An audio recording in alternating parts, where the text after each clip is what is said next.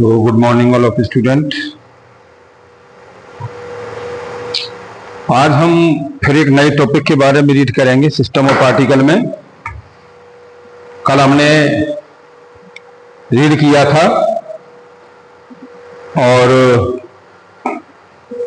वो था system of particle के अंदर किसी भी बॉडी का सेंटर ऑफ मास डिसाइड करना।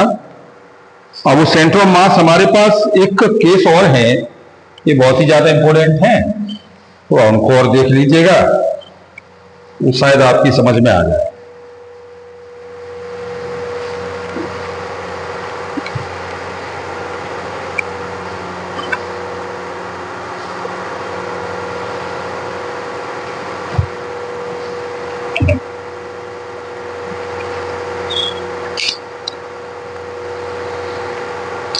एक है आपका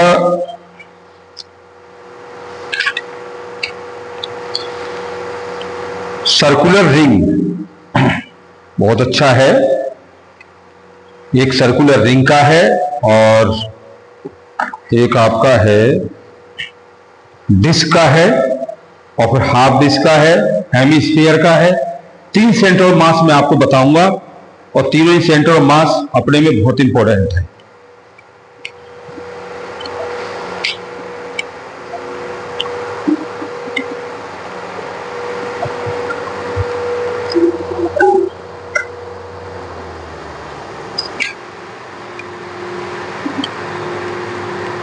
तो हम इसमें डिस्कस करेंगे सबसे पहले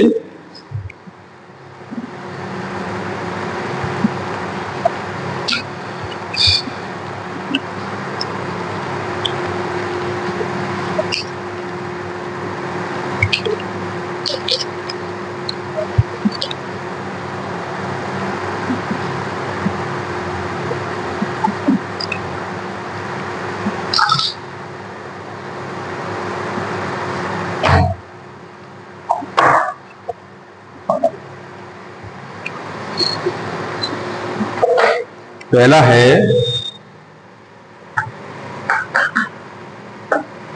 find the centre of mass of a uniform circular ring.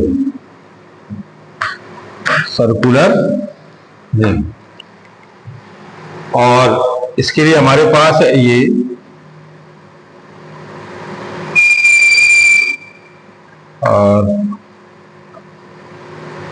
ये सेंट्रल है, ये पॉइंट P है और ये आपका P डैश है और ये P है और ये एंगल थीटा है और ये एंगल आपका d थीटा है और ये आपका change of mass dm is equal to lambda r d theta के साथ है। और इसके कोऑर्डिनेट हैं r cos थीटा और r sin थीटा। तो आप ये कह सकते हैं कि x इज इक्वल टू आपके पास है r cos थीटा और y is equal to r sin theta. तो हम ये जानते हैं कि x इज इक्वल टू आपका है x dm अपॉन और ये dm के साथ, तो ये आपका हो जाएगा r cos theta lambda r dr theta upon और ये लैम्डा r d थीटा। तो ये हमारे पास है और इसको हम यहाँ कैलकुलेट कर लें तो देखिए ये वैल्यू आपकी हो जाएगी x is equal to integrate और ये लैम्डा r स्क्वायर और ये cos theta d theta upon और ये lambda r into d theta के साथ। ये हमारे पास टोटल इंटीग्रेशन आ गया और हम इसका जब इंटीग्रेशन करेंगे तो सबसे पहले इसमें कांस्टेंट वैल्यू डिसाइड कर लेंगे। तो देखो इसमें से लैम्डा r स्क्वायर कॉमन आ गया 0 से 2 पाई पर और ये cos थीटा d थीटा और नीचे भी आपका लैम्डा r आ गया और ये d थीटा और कितना थीटा की वैल्यू आपकी हो जाएगी ये भी 0 से 2 पाई तक। कितना 0 से 2 पाई पर, तो देखो ये r से r लैम्डा से लैम्डा कैंसिल हो गया। तो x इक्वल टू आपकी वैल्यू हो गई कितनी, r, और ये इंटीग्रेट 0 से 2 पाई, और ये cos theta d theta upon, और ये 0 से 2 पाई, और ये d थीटा। जब भी हम किसी का इंटीग्रेशन करते हैं तो ये आपका साइन थीटा होता है, और साइन थीटा 0 से 2 पाई पर, और नीचे आपका हो जाएगा थीटा, और ये कितना 0 से 2 पाई पर। तो आप इस वैल्यू को लगा दो तो r साइन 2 पाई माइनस के साइन 0 अपॉन, और ये 2 पाई माइनस के थीटा। तो ये वैल्यू हो गई r इंटू 0 अपॉन 2 पाई। तो यानी कि x का जो सेंटर कोऑर्डिनेट रिंग का हो गया वो 0। अब उसी तरह से हम y पर चलेंगे, तो y इक्वल टू ये आपकी वैल्यू हो जाएगी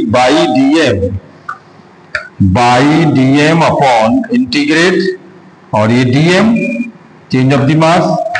तो ये आपका हो जाएगा y equal to r sine theta, और ये lambda r d theta upon integrate, और ये लैम्डा r d थीटा।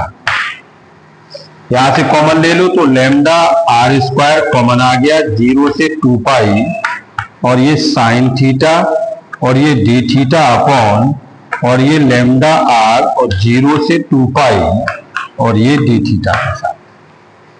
ठीक, अब इतना ही हमारे पास आ गया। हमने r को r से कैंसिल, लैम्डा से लैम्डा से, तो ये r और ये माइनस के cos थीटा 0 से 2 पाई अपॉन, और ये 2 पाई माइनस के थीटा के साथ हमने वैल्यू लगा दी। तो देखो r इक्वल टू माइनस के cos 2 पाई और प्लस cos 0 अपॉन 2 पाई। भैया ये वैल्यू तो हो गई माइनस के 1 और ये प्लस 1 अपॉन 2 पाई, फिर भी ये 0 हो गया, तो नहीं y की वैल्यू भी 0। तो अगर हम इस रिंग का निकालते हैं तो सेंटर ऑफ मास कोऑर्डिनेट जो होंगे, सेंटर ऑफ कोऑर्डिनेट हो जाएंगे 0, यानी कि आप कह सकते हो बाई XCM, और ये by CM is equal to 0 and 0। तो हमने ये सारी चीजें यहां निकाली हैं। इन सब चीजों से ये पता चलता है कि किसी भी सर्कुलर रिंग के लिए अगर सेंटर ऑफ कोऑर्डिनेट होंगे तो वो उसका 0 0 हो जाएगा, एक 0 ये और एक 0 इसके साथ। हम ये वैल्यू निकाल लेंगे इसकी। अब इसी तरह से हमारे पास दूसरा केस है, और वो है semi circular plate of the radius r। अब r सेमी सर्कुलर की है तो उसके लिए हम कोऑर्डिनेट डिसाइड कर लें। ठीक, यहां तक कोई अगर दिक्कत हो तो बताइएगा।